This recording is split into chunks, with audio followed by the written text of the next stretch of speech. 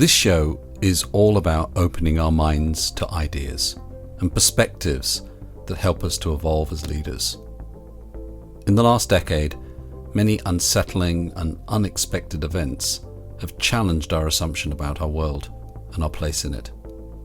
Of course, previous generations have faced their own versions of uncertainty, but we have new challenges that extend beyond the comprehension of even the smartest, most well-informed of us. So what does that mean for the type of leadership we need to develop?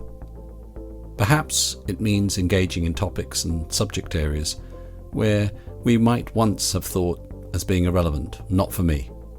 But in a non-linear world, where the unexpected is increasingly likely, is it wise to define our perspective too tightly, or hold on to our sense of value based on our identity when that identity may need to be revised several times in the coming decades?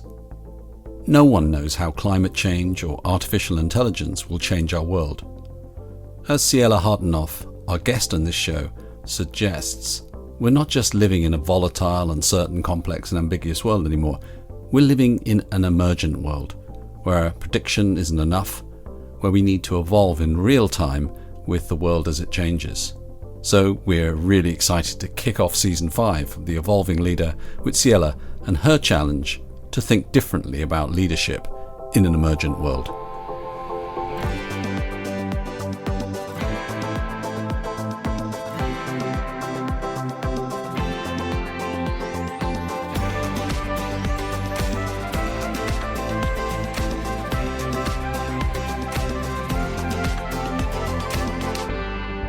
Welcome to the Evolving Leader Podcast, the show born from the belief that we need deeper and more committed leadership to confront the world's biggest challenges. I'm Scott Allender, co-host of the show, along with leadership expert and my friend, Mr. John Gomes. John, how are you feeling today? I am feeling abundant. I have had a really interesting day talking to a colleague of ours who's a neuroscientist in University College London, and it's left me feeling very excited about new possibilities. So that's great. How are you feeling, Scott? I'm feeling over-caffeinated today. I woke up about 3 a.m., couldn't go back to sleep, so I've just been keep pouring the coffee this morning. So I'm a little amped up, but hopefully that'll make for a good show. And I'm feeling like today I'd like you to do the honor of introducing our guests. So I'll hand to you if you don't mind. Well, I'd be happy to. Today we're joined by Ciela Hartanov. Ciela has a doctorate in culture and human behavior and has applied her knowledge of human behavior to tech organizations for almost 2 decades. She currently runs Hum Collective, a boutique strategy and innovation firm. Ciela was part of the founding team of the Google School for Leaders and head of Next Practice Innovation and Strategy at Google, where she developed projects designed to help shape the future of work. She's an expert in creating organizations that are more effective, wise, and future ready. And she's passionate about unlocking human potential to embrace complexity and build more resilient, open, and sensitive organizations. Ciela, welcome to The Evolving Leader. It's a pleasure to be here. Thank you for having me. Yeah, welcome to the show, Ciela. How are you feeling today? It's a great question. I'm feeling joyful. I just was able to see a lovely friend of mine, and we went through a walk through the forest and had a lovely lunch. So it's really joyful to be in community with people you care about. That sounds wonderful. So let's start by getting a little bit more about your background, expand upon the introduction that John just gave us. So tell us a little bit more about yourself and your work, if you don't mind. Yeah, happy to. So I sit at the intersection of futurism and organization development and effectiveness. And this is a unique combination. It's something I stumbled into. There's no doctorate degree in this, but I stumbled into it because as I was doing organization development work, leadership development work, what became really clear to me is a lot of the tried and true methods that we had been using weren't working anymore, and I would continue to argue that point. So I embarked on this idea that maybe there was a different way, and I started using tools of futurism to think about how is the world reshaping, and then applying those to as we think about the human part of the organization. So that's my real passion, is sort of putting those things together, and that's always what I do in my work. And secondarily, what is sort of not spoken to in my bio is I think all of us need to become better equipped to manage uncertainty, to manage complexity. And that really means we all need to be better at perceiving, becoming better futurists. So I have a very strong belief that when we are working as consultants or inside an organization, we need to teach people to be better sense makers. It's not enough now for a management consulting firm to give you the answers and say, here's what's happening in the future and let me tell you what to do. No, we need to be learning and growing together and becoming better sense makers, all of us. That's how we're going to solve and unlock the real big challenges before us. So the future is incredibly demanding, and uncertainty, I mean, it's been said for years and years by people like us that the uncertainty is rising. But in the last decade, we've had a series of unbelievable shocks and distressing events. So it does feel like the assumptions of the past are really called into question about how organizations work, even the future of capitalism and how it's currently structured. So that's right. Can you talk to us a little bit about how you build a mindset to face uncertainty? How do you stay open to all of those things when a lot of that stuff is closing us down? It's a great question. I think there's a couple ways into this question, which is, the first part is just biologically, how do human beings handle uncertainty or not? And how do we hack some of our biological predispositions? Because uncertainty is really not the friend of our brain. Cognitively, it's really challenging for us to handle uncertainty. So because we're in these heightened levels of uncertainty, ambiguity, it's really pushing us against some of our biological edges. So we need to be clear about that and work with that. And I know if you're studying neuroscience, we know that, right? We know that there's some edges cognitively that we need to start building different ways and habits to sort of hack that. So that's one piece around when I think about a mindset of being able to handle uncertainty. I think about biologically, where are some of the barriers, and then how do we overcome those? So that's the first part. The second part I would say is, so much of our mindsets are built in context. So we build mindsets in response to situations, we learn something and then we make a pattern around that. And then it becomes our truth or our mindset. So we need to think about what organizations look like, or what the context looks like, and make sure that those contexts are enabling us to have a mindset that's more open and handling of uncertainty. And I would argue strongly actually right now that most organizations are not set up for this, because a mindset that embraces uncertainty has to also embrace the fact that there's limited truths, that play and curiosity is just as valuable as productivity measures and efficiency. And so you can see that we've set up organizations and systems that sort of disallow the mindset of embracing uncertainty to flourish. So that's one piece. And then the second piece, the third piece I would also argue, of course, is that there's this thing that happens inside of learning and development that I've seen, is that we are so skill-based focused that we go to immediately, what is the skill we need to teach people? We need to turn that around and say, what is the mindset that matters here? And that's a more psychological conversation, to look at the psychology of human beings. And in human behavior, of course, we're always looking at the psychology, but I think we need to put that as more primary as well, and really think about the psychology of human beings and why we hold a mindset or why we don't. I love what you're saying.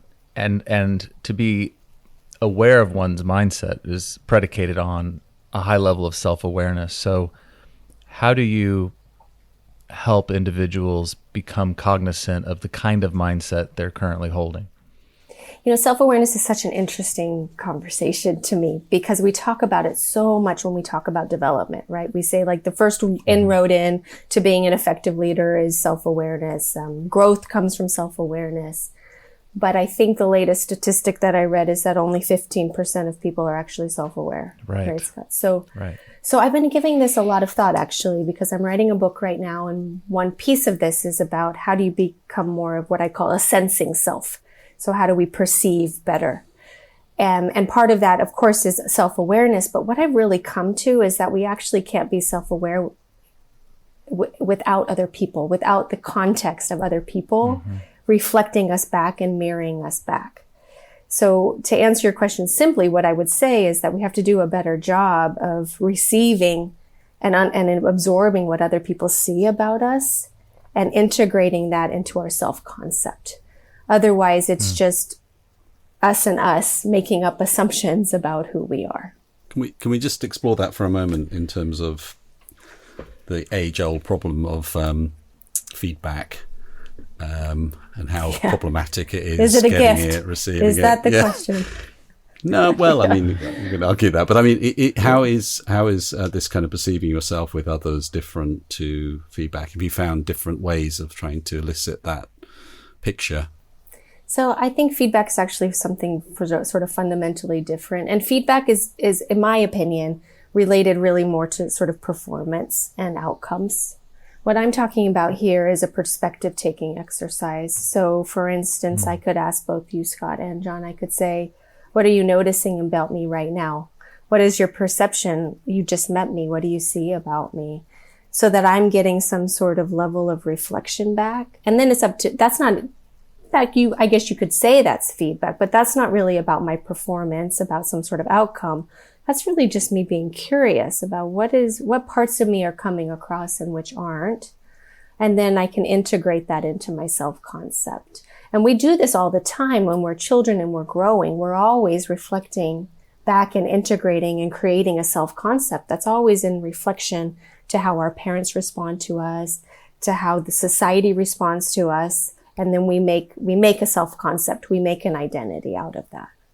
Yeah, it's really interesting. Yeah, I think that's important. You know, what you said, what do you see? As opposed to, what do you think of me, or what's your opinion of me, which I sort of then, feel like I want to find the compliments and things to share. But that delineation of what are you seeing is really important. And if I can make one more comment about seeing is, and I'd be curious, John, your view on this from your research around mindset, but the research I've done around mindset is the first entryway in is always noticing. So you have to move to a noticing place to be able to even access an understanding of what mindset you're holding. Because mindset is so, at the core of it, it is such a deeply held worldview and belief that you can't see it yourself. So the entryway is always through the noticing path and getting curious. So that's why the questions around what are you seeing? What are you noticing? They're really without judgment. They're just a perspective taking exercise so you can get closer to the root of something that you probably can't see. And of course, in the psychological realm, we call this the subject-object move. So what we are subject to, we can't see. But once we make it object to us, then we're like, here's all the shades of this. Now I can make sense of it. Well, as soon as you kind of asked that question, I started to become very aware of that toggling backwards and forward between those two perspectives, that metacognitive switching between the self and the third person. And what I've kind of learned about this is to really pay strong attention to how it makes me feel, how my body is relating to this as well, because whilst that in the past might have been regarded as a bit of a kind of new age nonsense, the somatic shifts that it created tell you so much about what you're experiencing. And in anticipation of this call and during having it, because of your background, the things that you work on, I'm kind of quite elevated in terms of my biochemistry is probably kind of quite heightened because I'm excited about the conversation. So that frames all sorts of things about what I'm noticing, how receptive I am, how fast I'm thinking in response. But that doesn't tell me much about you at the moment, really. It's kind of like the predictions I'm making about what I think this is going to be like. So then I have to try and row back from that anticipation and kind of go, well, what am I actually seeing? Is Ciela actually that's an interesting thing to matching this? Yeah. And that's the other part of this, of course, too, is that we're always making assumptions. Our brain is doing that all the time in anticipation of what's true. So part of the stepping back and noticing is also checking the assumptions.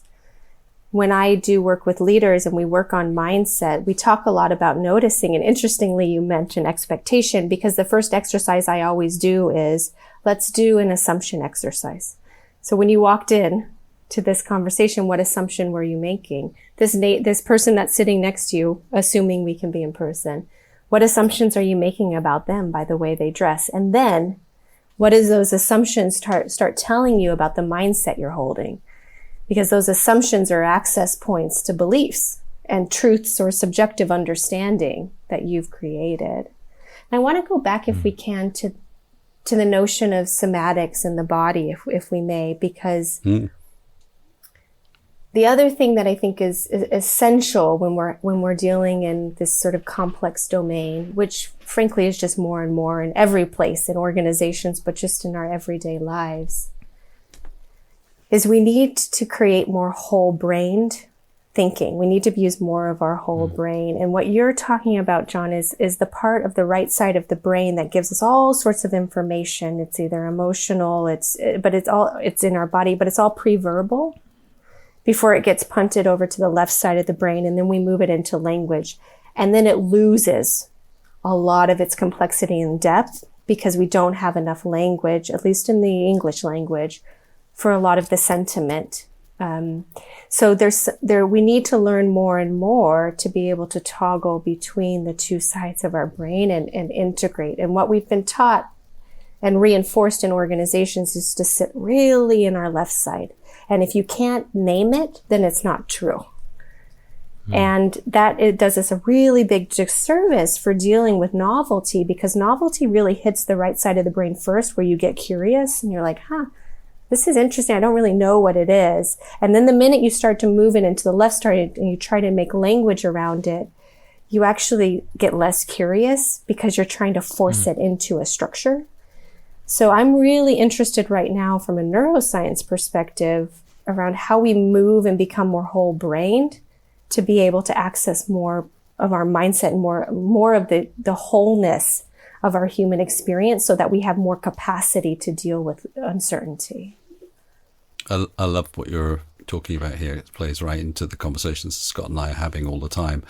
Can you give us an example? So, you came from quite an open culture at Google, or at least that's my assumption, having worked with Google. That's the assumption. Yeah, assumption. I mean, yes. And not always the case, because you have highly, have people might fall into the intelligence trap of believing what they think. That's true. But the thing I'd like to just pick up on is, you're in a group of people that you're meeting for the first time who might be really challenged to think like this. And, you can't name it. It can't be true. I love that. I think that's a really great way of phrasing it.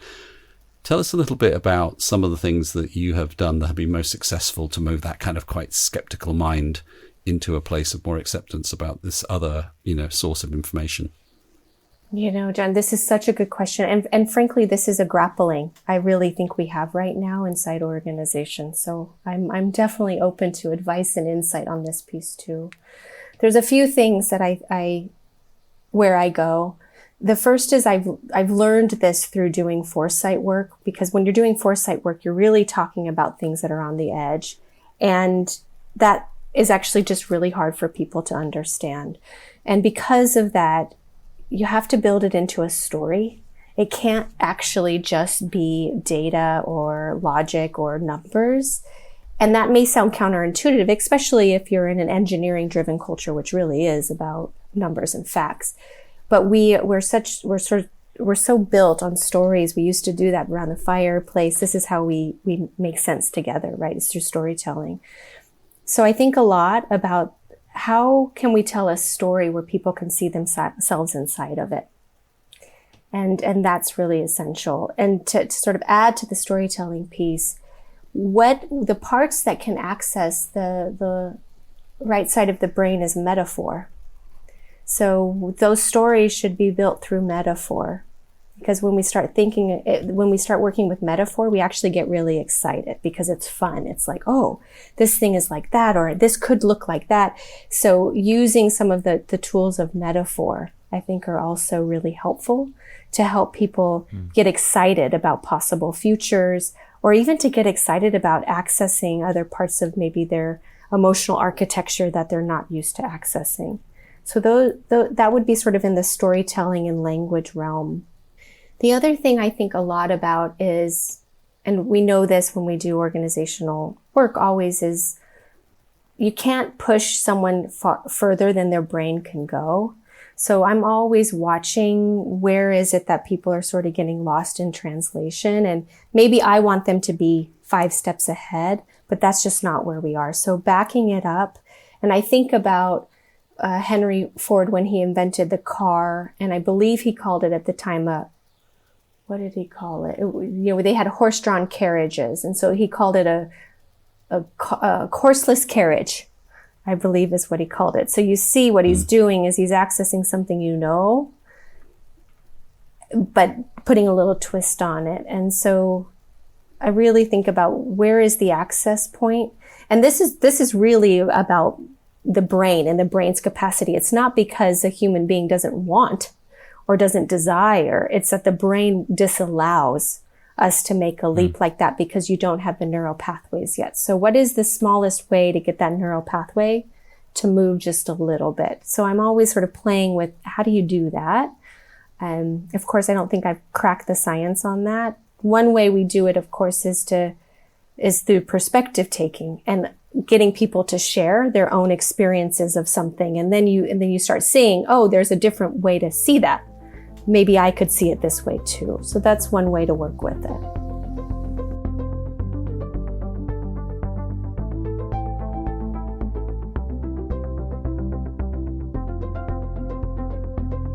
Everything you're saying is like, it's my love language. I can't wait to read the book that you're writing, honestly. Thank you. I want to spend a little more time on sense making in context of uncertainty and the use of metaphor and storytelling. So for somebody listening right now who maybe is feeling particularly uneasy in a world of uncertainty, what's the starting place to try to bring more sense making when maybe you just can't find the component parts to start engaging with that story? How do you get those multiple perspectives? What's some advice here around this? So my starting question would be, what is interesting to you about this situation? Not what is scary. What is interesting to you about this situation? And try to move us back into that place of play and interest and curiosity. What is striking you about this that is, something's interesting here, and then follow that road. So this when we talk about sense making, what we're really looking at here is where are the places where we can get more curious.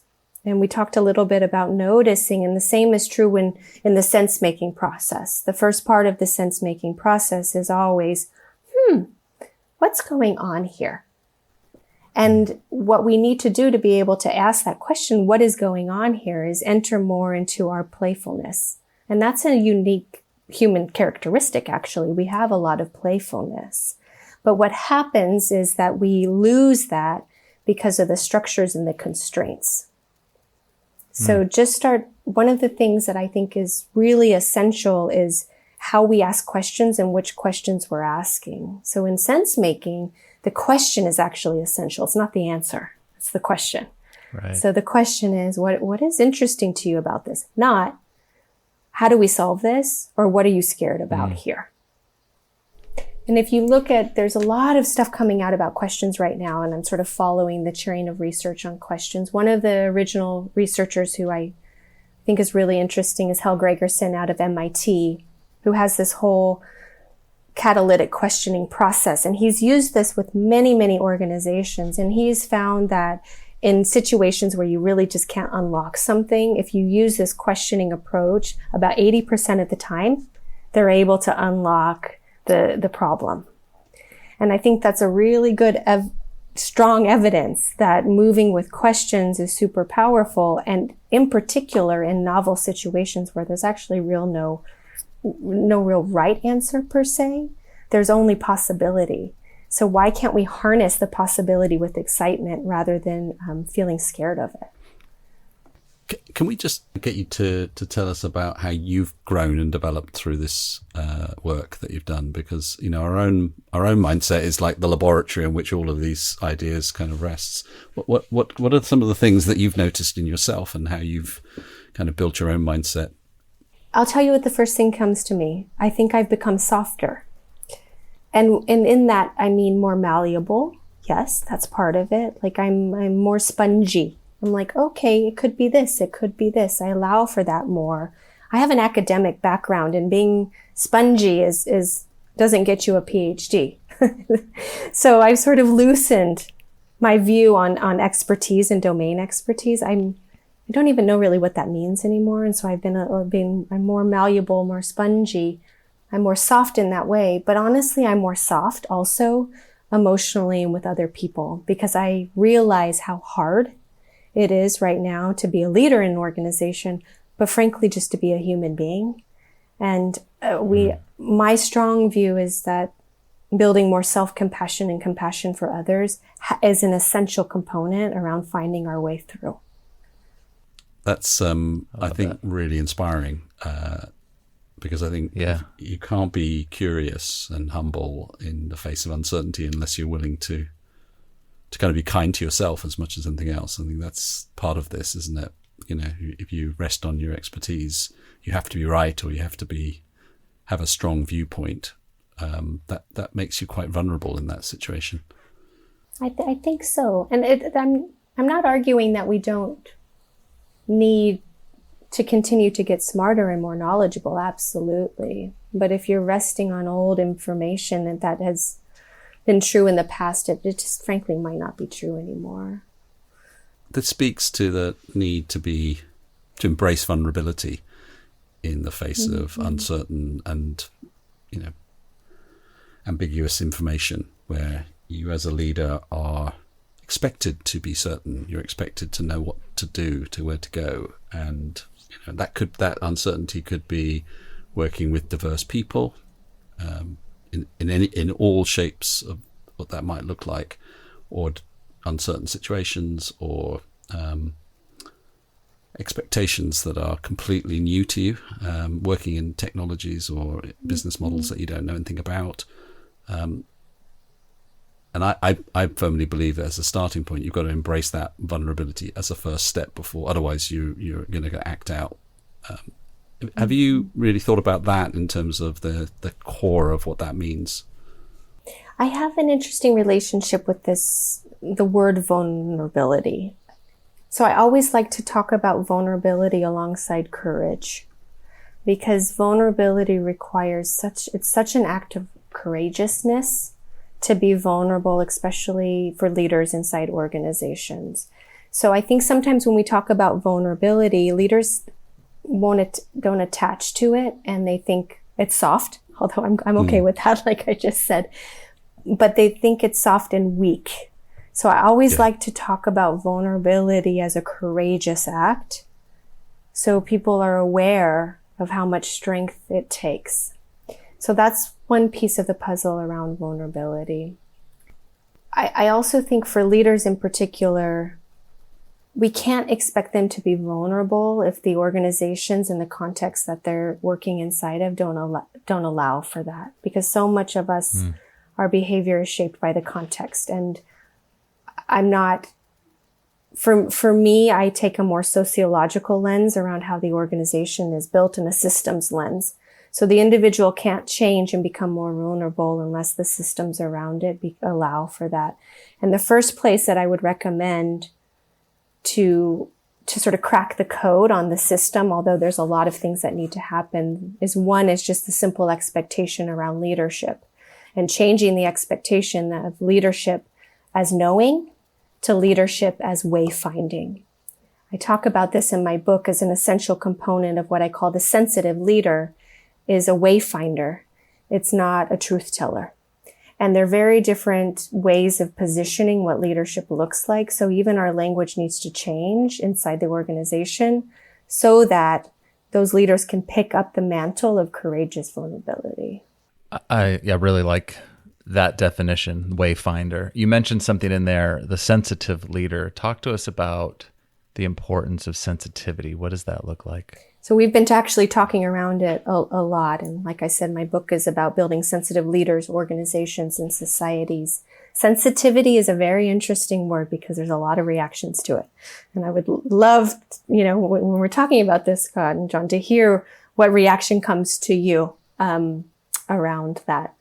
What I mean by sensitivity is the wider definition. It's been relegated to being sort of emotional weakness in the negative sense, or emotional acuity, if we're being generous. But sensitivity, actually, what it means is to be able to use our sensory capacities to sense and respond. And we need to become more perceptive to respond to novel terrain. So we've been talking all around that. We've been talking to what a sensitive leader is. And a sensitive leader, in terms of their actual practice, is wayfinding, because what they say is, come along. I don't know the answer here, but we're going to perceive our way forward. So if you think about original wayfinders, what are they doing? They're getting in the boat. They're steering by starlight. They're using all the cues. They're thinking about, what's happening here in the environment? Maybe what's happening inside myself? Am I strong enough to get on this ship and go? So we're talking about a well-rounded view of this human instrument, and using all of our sensory capacities, including the emotional ones that sit inside the right side of our brain, to perceive more and to have more choices in the context of the emergent future. But I'd love to stop here just to hear from both of you. You know, when I say sensitivity, what do you think? What is your reaction? Well, I think two things. One, that I can immediately feel the reaction that you're describing, and I think that's good, because what we're trying to do is to redefine. Language is so important, to constantly move it forward and use it to kind of reestablish our understanding and things. So I think that's a good thing. It also speaks to the underlying problem, which is what's the opposite? What's the absence of sensitivity? And it's you're numb. You're numb to what your senses are telling you, and organizations stumbling into the darkness, who are, even cutting off what sensory information they do have. That's a double jeopardy. It's hard enough for all your senses to be able to figure out what's going on, let alone if you blindfold yourself at the same time. Yeah, it made me think very similarly, John. I the word that came to mind when you were talking was openness. Kind of being open to what's going on in myself, but open to what's going on in others and what's going on around me. So it's sort of, doesn't resonate with any kind of negativity in my mind. In the work that I do, it very much feels like a strength. It feels connected to vulnerability, but it feels really connected to the open mindset. I think so too. I think it's an access point to this openness that's essential. And I think more and more about, this conversation's a little old. I'm not hearing it so much anymore, but when I was still at Google, there was the really big conversation about AI, and will AI take over our jobs, and what's going to happen, and will AI become sentient, and all these things. And during that time, I was thinking a lot about what is the unique human factor then?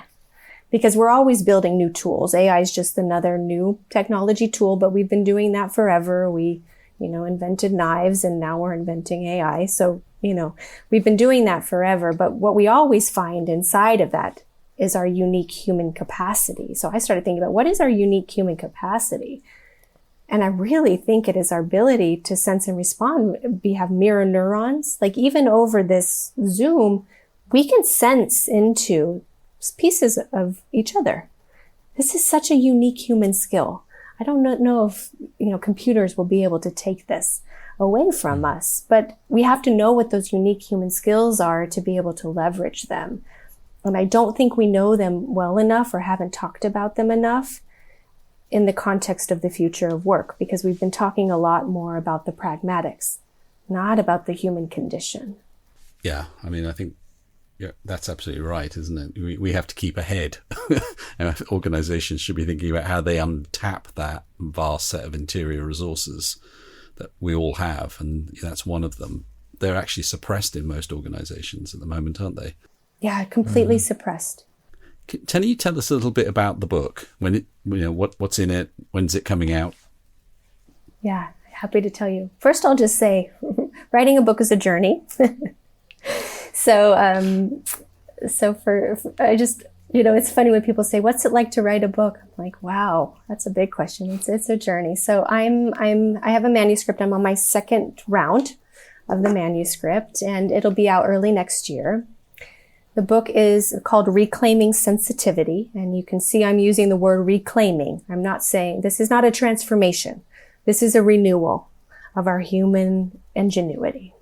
And in the book, I talk about the idea that we're in an emergent era. Sometimes we talk about it as the complex era. I actually believe it's not really VUCA anymore. What I think actually is more and more happening is that we're in emergent terrain. And emergence is where unpatterned and novel events will continue to sort of strike more and more. You could argue the pandemic was an emergent event. Because of climate change, we're seeing all these emergent climate issues at play. And we're just going to start to see more and more of the acceleration of these emergent events. What's interesting about emergence, and this is sort of the first part of the book is setting the context of this emergent future, is that emergence is everywhere, and it doesn't mean it has to be negative. We see emergence all the time in nature. So we see how there's an adaptability, like ecosystems are emergent. So ecosystems are sort of always adapting and emerging with new things to match and become a collective system. We see this in cities. Like it's actually really hard to plan a city because human beings are walking around doing things all the time and then it creates something. And so cities are actually emergent. So I'm very interested in if we embrace the idea that the world is becoming more emergent, how do we build organizations who can leverage that emergence? And what you get from leveraging that emergence are a few things. You get increased innovation, because there's always opportunity at play. You get increased resilience because it's a sense and responding activity. And you also get increased collaboration. Because what happens in emergence is that it's always about the system, and one person can't create a city. But if we all come together, we can create a city. So you get increased in collaboration. So that's the first part of the book, is really articulating this idea of the emergent era and the value and benefits if we can embrace it. And then the second half of the book is saying, and to do that, we need to build our sensitive capacities. So how do we do that as individuals? I talk about the sensing self. We've talked about that, sort of the self-awareness and other awareness. And how do we build that sensing capacity? But then also, how do we sense into our whole brain? Sensitive leaders, we've talked a little bit about that, becoming more wayfinding, more following, less right. And then sensitive organizations. What are the structures and systems that have to be into place to allow for these leaders and these new employees to thrive? Excellent. So we're all looking forward to getting hold of a copy of that next year. Absolutely. I'm looking forward to that too. Getting out of my hands. Can we pre-order it now? Not yet, but I will tell you when it is. I appreciate that. Thanks. Okay. Hi, producer Phil here. As we're at the start of a new season of The Evolving Leader, there's no better time to subscribe to the podcast so you catch all of our new episodes. We've also started to upload some of our favourite videos from past episodes up onto YouTube, including Oliver Burkeman addressing how we think about time, senior maverick at Wired magazine Kevin Kelly on what social media really wants, and Lisa Feldman Barrett explaining why we feel emotion. Just go to YouTube and search for Evolving Leader. Let's take it back to the personal for a moment and get some thoughts from you for our listeners about things that they can do, anybody could do, to reclaim their sensitivity. What are some of the practices that you found most helpful for yourself? I mean, the first one is you've got to get yourself some space. And I realize this is the penultimate ask, because when we're in organizations, we're onslaughted by things that seem time sensitive or that are critical, whatnot.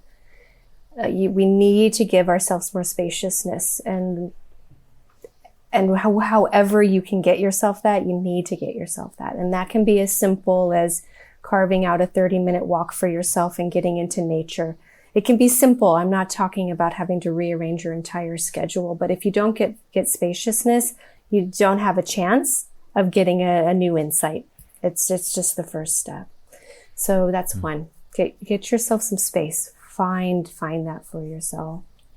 The second part is something that we've really talked about, but I want to emphasize, which is getting curious. So punting yourself out of the left side, which is outcome driven and sometimes fear based, into curiosity. Moving yourself back into imagination. What if? Where's the magic here? What's possible? And allowing yourself to do what we do as kids. Get really curious and interested. That's the second part. And then the third part is really much more pragmatic. I think one thing that happens as we become more seasoned in our career is we get really sort of entrenched into our one area of expertise. And what we need in the emergent era is to see wider. And to do that means that we need to be exploring other disciplines, and we need to become multidisciplinary. One of the things I'm super interested right now in, and I had this sort of pipe dream at one point. I was like, I'm going to go now get a master's in philosophy. I'm not going to do that because I started reading the textbooks and it looks way too hard. But it was like this thing that happened to me where I was like, I think there's something in philosophy. I mean, that is so far afield from what I do day to day. So follow that interest and curiosity so you become more multidisciplinary, because that's where you're going to find more ways to unlock a lot of the problems that we're facing. So those would be 3 things I'd recommend. Super helpful. What else should we be asking you, Ciela, that we haven't maybe covered? Well, I'll just tell you what I'm interested in right now is this idea of truth. And I think we've set up organizations and we've set up leaders to really fail because they're expected to know the answer and to know the truth. So what I am really curious about right now is how we unwind that mindset and make it okay that there's subjective understanding, and come together and share all of our subjective understandings so that we can come together to what we call, sort of in the psychological realm, an intersubjective reality. Because that's where we make progress, is where we all have a sort of subjective understanding. We come together and we make agreements about the future that we want to have. That, I think, is the right type of conversation to be having versus what is the truth? What is the right way? So what I'm very, very curious right now about how we can move organizations to embrace that as the way forward versus putting leaders in a really compromising situation, this idea of knowing. And some of that comes from this whole history of knowledge work, where we've created this idea that to be a knowledge worker means you have deep domain expertise and you know. Of course, knowledge means knowing. I want us to think about knowing as an activity, a collective activity, versus I'm the smartest one in the room. And what that's interesting for me is that what people know in terms of domain expertise might, for a lot of very senior leaders, be quite old because they've lost connection with the doing, and they're now into this managing and decision making and leadership space where they're what got them there is probably, I'm not saying it's stale, but it's probably not at the cutting edge. So they're reliant on people for that, but they're also, the knowledge that they have or the information they're using is largely derived through proxies. They're not actually getting real world data from customers or, so that subjective experience is pretty impoverished. I completely agree with you. I think it's actually putting in structures where you have sense-making forums and activities. And I sometimes get pushback on this because it's like, that's going to take time. Like, yes, but it's going to accelerate you in the end, because what's going to happen is you come together. Here's my subjective understanding of this. Here's my experience. Here's what a customer told me. And you go around and then you're like, wow, now I actually have a really big purview. And this is what I call perceptual work. I think right now we just need to get more and more people doing perceptual work. Oh, what do we perceive? And then we perceive together and we create this understanding that's so rich and so deep, so nuanced, that then we can actually make some really interesting business choices that have a much higher chance of success than one person making a choice with abstract information. So this can also become a structural choice around how leaders lead. where they actually create forums like this. And I know of one organization whose name I can't recall, but who regularly does this in their C-suite meetings. And they identified this pandemic happening long before it actually became an issue. And they made plans beforehand because they were having these sense-making conversations where people would be like, I heard on the news there's something this, maybe we should pin that. And because there might be a business implication, let's bring that to the table maybe next time. And they identified and saw what was coming. And then they, because of the business moves that they made, they actually fared pretty well through the pandemic. But I think what we're really talking about is the mindset. I mean, we're talking about the deep belief around how organizations are supposed to be. So it's always the tricky question because there's no ideal answer to it. But which organizations are you seeing that are moving along down this path and adopting some of the things that you're talking about? I don't think it's any organizations writ large. I think it's pockets. And in foresight work, we are always looking for edge cases. So there are some edge cases, or just like for me, specific leaders that I've worked with that are quite interesting. One organization who came very early to the table, and it has been sort of interesting around the future of work and some of the choices that they've made, is Salesforce. And if you look at them, and I was working with them at the time, they went very early on that we're going to have success from anywhere. And they're quite good at marketing, so they knew they needed to come forward with something. But what's happened is that they backed this up with some really interesting moves. They have something called the Ranch, where they have this community center where people come together. And they've been very clear that we're going to build this connection and community. So they're starting to do some things that are pretty interesting around the future of work and thinking about how do we change our mind about the structures of work. So I'd look to them if someone wants sort of an example. Of course, not everything's perfect, and some of it is, some of it is just what's written, not what's actually really happening. And then the other organization, which I follow and I think is interesting, is Automatic, because they were remote long before, and they've published a lot of different things about sort of lessons from remote work. This is really speaking sort of to the flexibility in the remote piece. But what's interesting about that is they're so far along on the journey that they can help other organizations anticipate. Because from my point of view, flexibility is actually not the future of work. That's not really the conversation. The conversation is, what does it mean to have a vocation? And how do we move beyond industrial era logic? That is the conversation. So we need to be looking to organizations who've been doing flexibility long enough that we're starting, and then we look at what other habits have they broken that are sort of the industrial holdover. But I'm interested if you have ones that come to mind for you that are shining examples. I feel like it's such a hard question at this juncture that I think it's almost disingenuous to point to someone, because every organization has to figure it out now for themselves. And that's actually the work. So people want to say, what's the best practice? I'll just follow that. And McKinsey has built a whole company on teaching you to do that. Nothing wrong with McKinsey. They're super bright and smart, and that's worked at the time, but that's not what works anymore.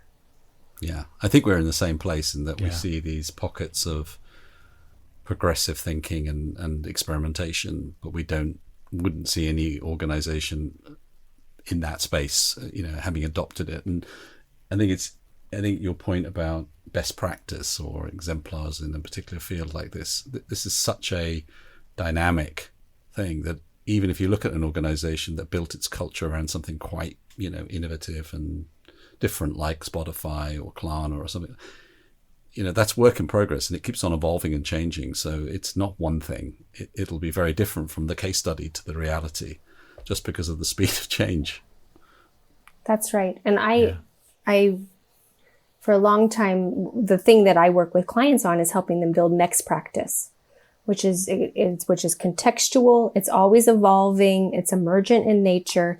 And I think sometimes clients get really excited about this because it's like, wow, we can create something on our own that is uniquely ours, that evolves with us. And that actually builds resilience versus trying to overlay a best practice. When was that a best practice, right? It could have been best practice 5 years ago. Maybe it's not now.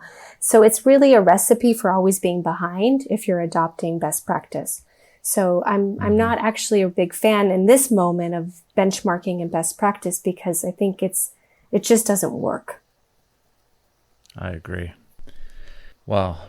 I feel like this is the conversation that I needed to be part of today. So thank you for coming on and sharing everything that you did. And I'm really supremely interested in getting your book when it comes out. So thank you. Yeah, me too. And what a great way to open season 5 of The Evolving Leader. Ciela, thank you so much. A real pleasure. Nice to meet you both. And for our listeners, remember, the world is evolving. Are you?